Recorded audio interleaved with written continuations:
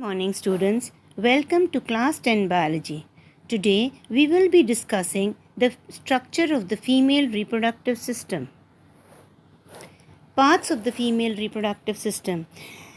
The female reproductive system can broadly be divided into two categories or two parts, the essential organs and the accessory organs. Essential organ consists of a pair of ovaries. Their main function is production of ova and secretion of the female hormones. Accessory organs are supportive in structure. The oviduct or the fallopian tube, it is responsible for transportation of the ova. Uterus, it helps in protection and nourishes the developing fetus.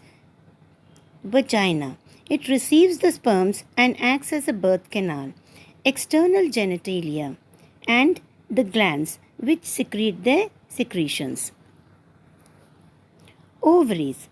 Let us discuss the ovaries in detail.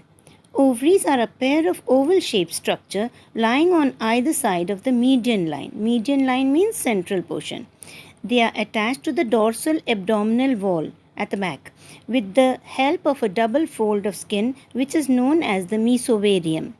They are attached to the uterus by a ligament which is known as the ovarian ligament.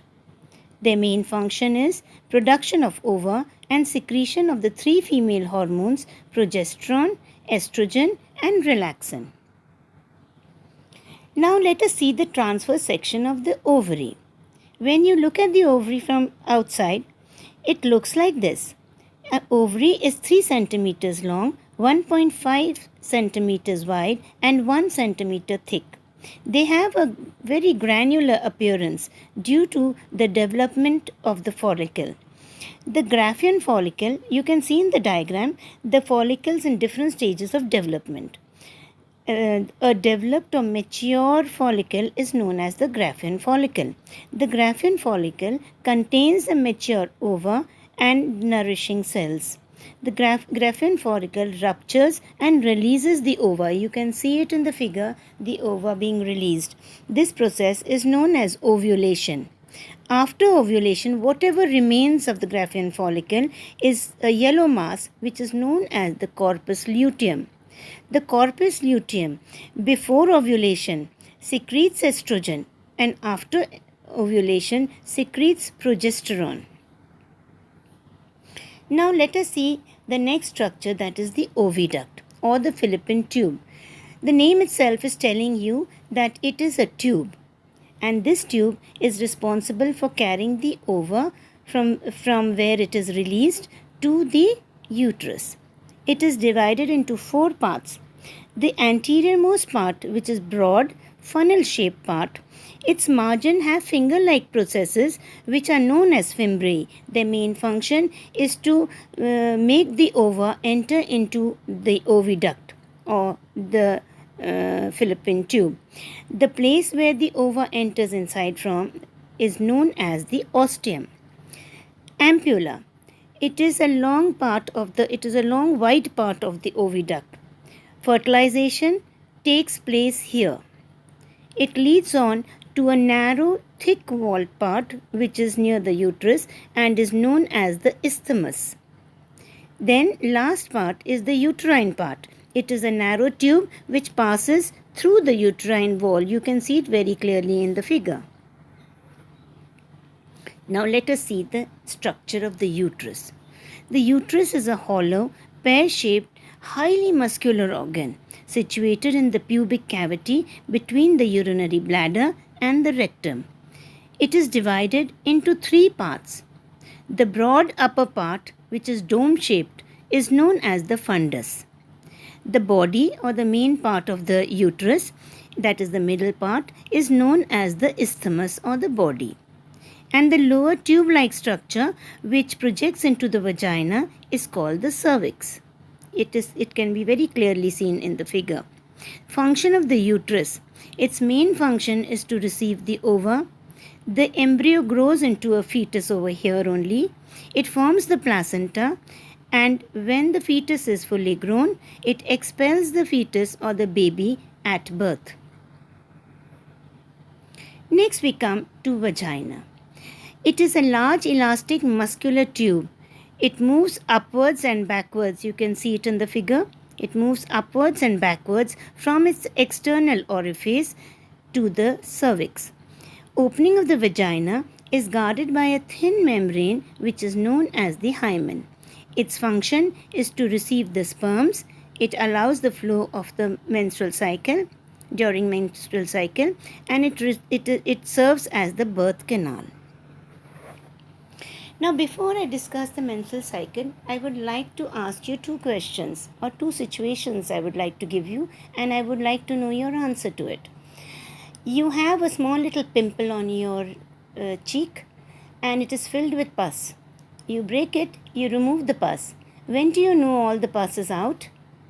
When the fresh blood starts coming, we know that the wound is clear. A thorn pricked you and it broke inside your finger. You take off the thorn. When do you know that the thorn is out? Again, the answer is when the blood starts coming out from that wound, that means the thorn is out and the passage is clear.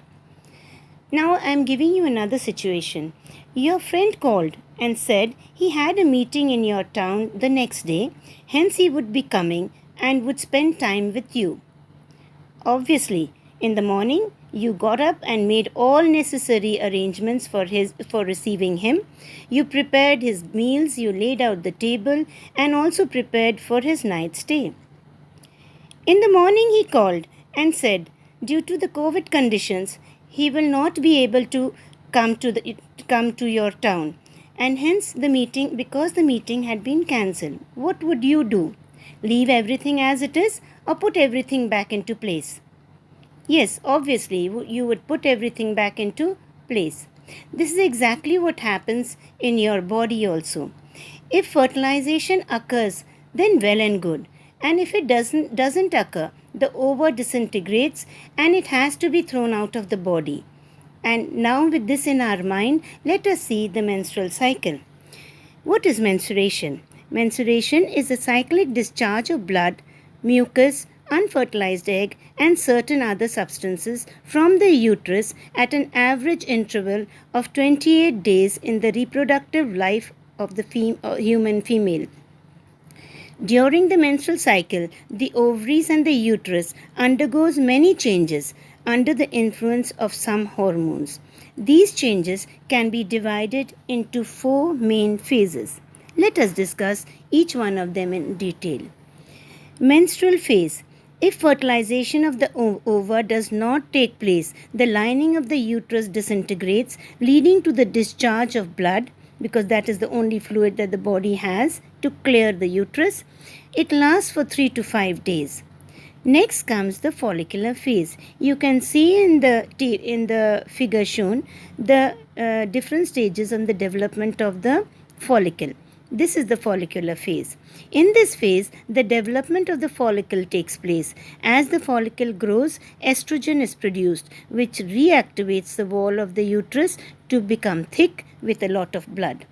Next comes the phase which is known as the ovulatory phase.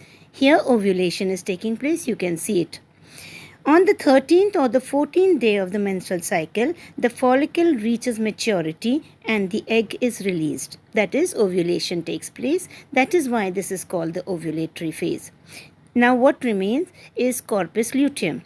So this is called the luteal phase. This phase lasts from the 15th to the 28th day.